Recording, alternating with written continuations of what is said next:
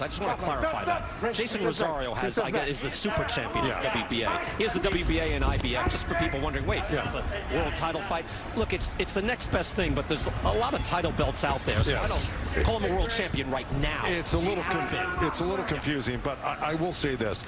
You know, I've been with fighters for a long time, but when you got great fighters like Lara, they rise to the occasion. Sometimes they just don't perform as well as they're capable of when they don't have the biggest threat in front of them.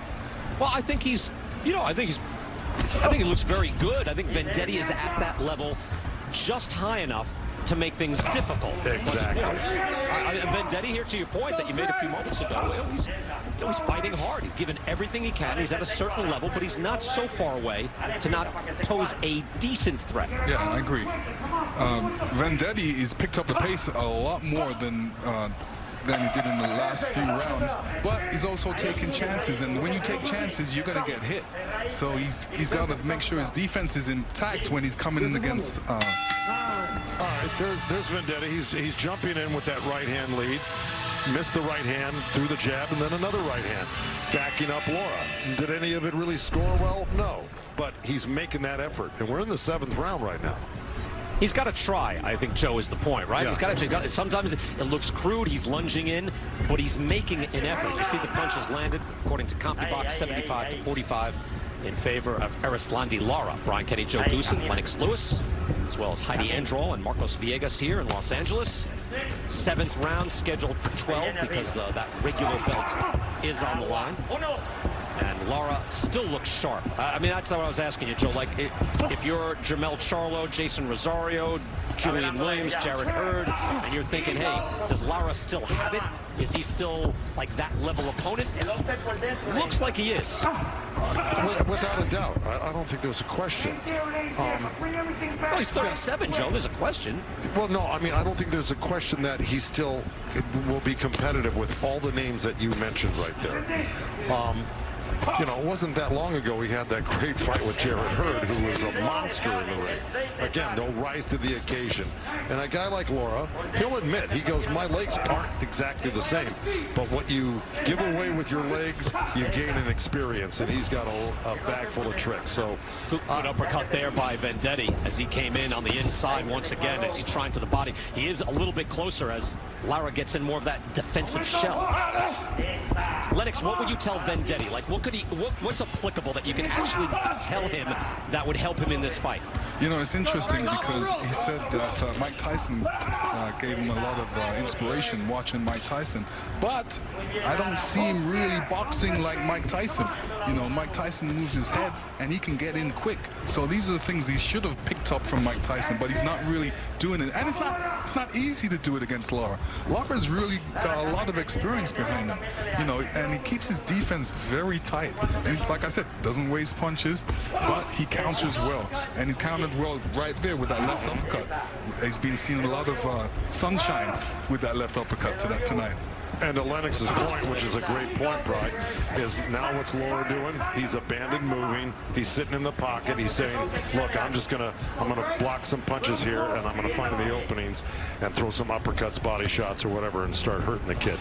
So is that a good idea, Joe? Yeah, because he's actually better. Like Lennox said at the beginning of his opening, Lara can fight on the inside.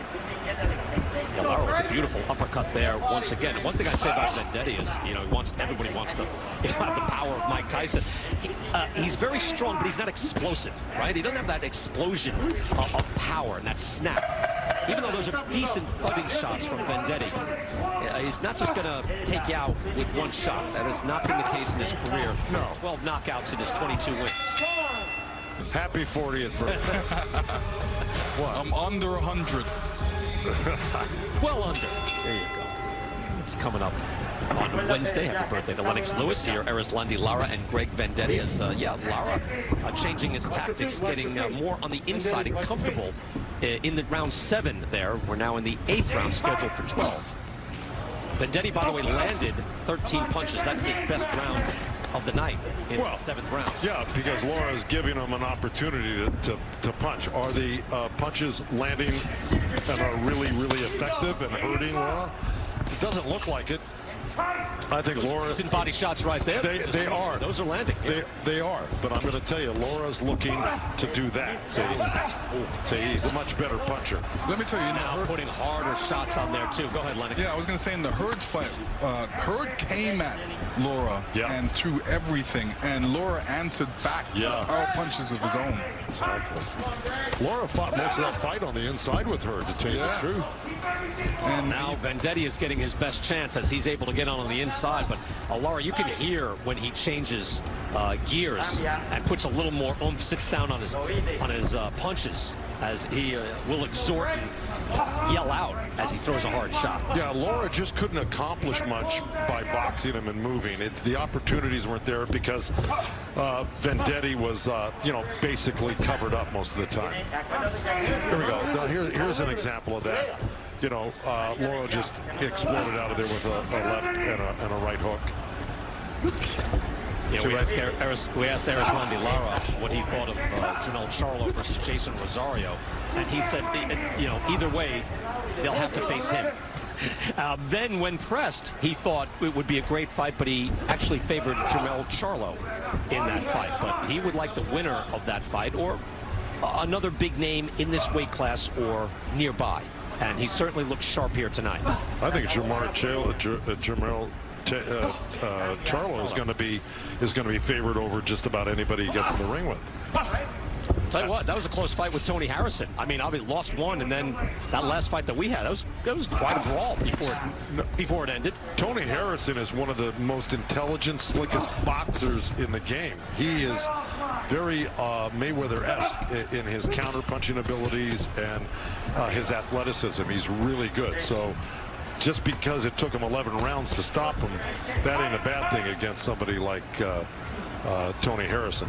That was a very competitive fight. You see Marcos Villegas giving that second round to Greg Vendetti, and that's it. So that makes sense here, but fight is a little bit closer, and this is going to be a real test of the toughness of Greg Vendetti, because it is easy to get discouraged in there against someone who is just better than you are, but you know you always have the puncher's chance. Going to hear it, but your focus is so great that you really have tunnel vision as a fighter or corner guy. And so to Lennox or myself, which is what I do, corner work, the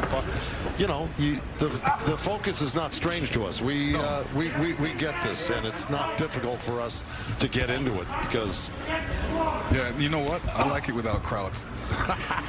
Especially boxing without crowds. You don't hear anybody go boo. Right.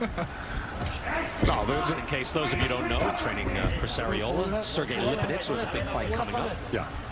And I didn't mean to say you took 4 months off before, Joe. I just, the shutdown slowed things down. It did for some people, yeah. Good combination. Evidently, I get it. I get it. And of course, here, Joe, I want to ask you then, as a trainer, give me something concrete that you could tell Greg Vendetti, other than, hey, dig deep, kid. What would you actually tell him? Well, look, I mean, I think we've kind of discussed it, at length, coming in here. He's just, look, he's got to get close to Lara, and he's got to do damage. Now, there's not much you can say. You can't say, I need a triple left hook from you and a right uppercut. It's whatever you can touch on the inside is what you want to do. And he's trying to do that. Look, you got Lara in front of you, who's been everywhere, done everything, and it's not going to be easy to do no matter what you tell him to do. But what he's doing right now is exactly what he should be doing. And what Lara's doing right now is giving him different angles. Anytime Vendetti comes in, Lara just turns to the side and helps him along like a matador. Now, I will tell you, Bry, just to add one more thing. If Vendetti had the punching power of like when Angulo fought Lara back in the day and dropped it, but he doesn't have that type of power or size. So, he just doesn't have the physicality or the punch to really hurt. Some guys hit you on the arms, they hit you on the shoulders, and they hurt you, Lara going straight up the middle, and let's take a look at what Lennox was just talking about, as Lara is able to be the matador here. Lennox, take a look. There you go. All he does is turn to one side, little elbow to help him along. And get out of danger. You know, Lara, again, calls himself the American dream, and he says that means everything to him to be a U.S. citizen.